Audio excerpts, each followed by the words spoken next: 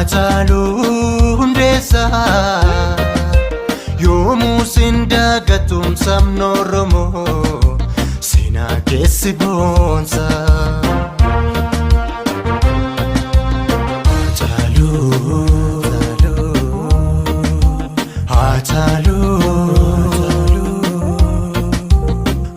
Hacaaluu Hundeessaa yoomuu sindagatum sabni Oromoo seenaa keessi boonsa.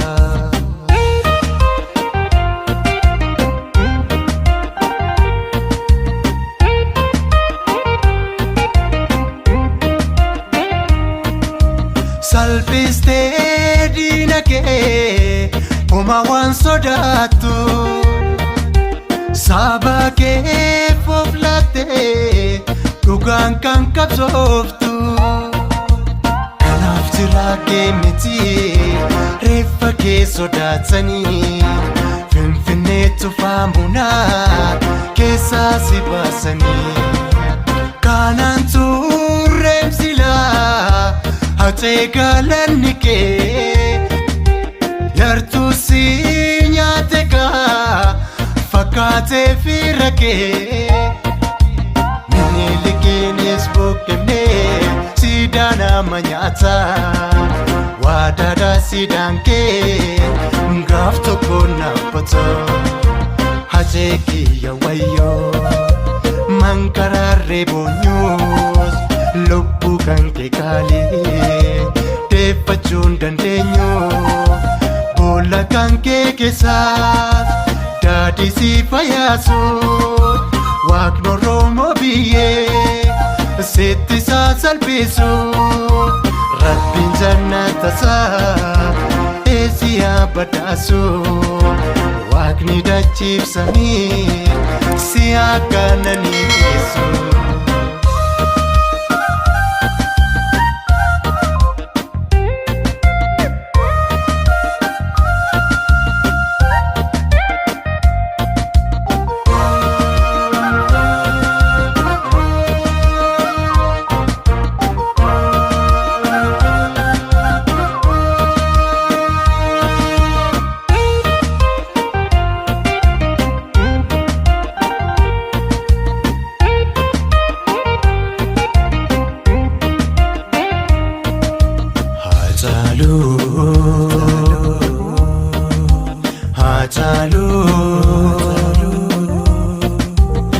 Hacaaluu Hundeessaa yoomuu sindagatum sabni Oromoo seenaa keessi boonsa.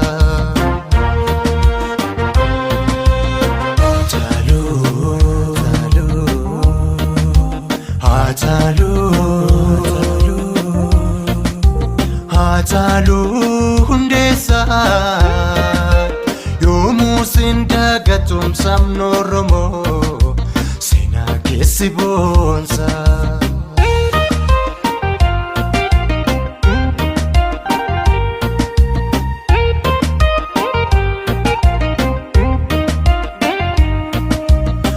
Gumataa deebiiruu jaarraa gadaa gumaa keerroof karree jaalladhii gammadaa. Akkanuu kaayyoo jaraa har'as galmaan hin kenne aadaraa hacee kiyyaa akkatti nu himne.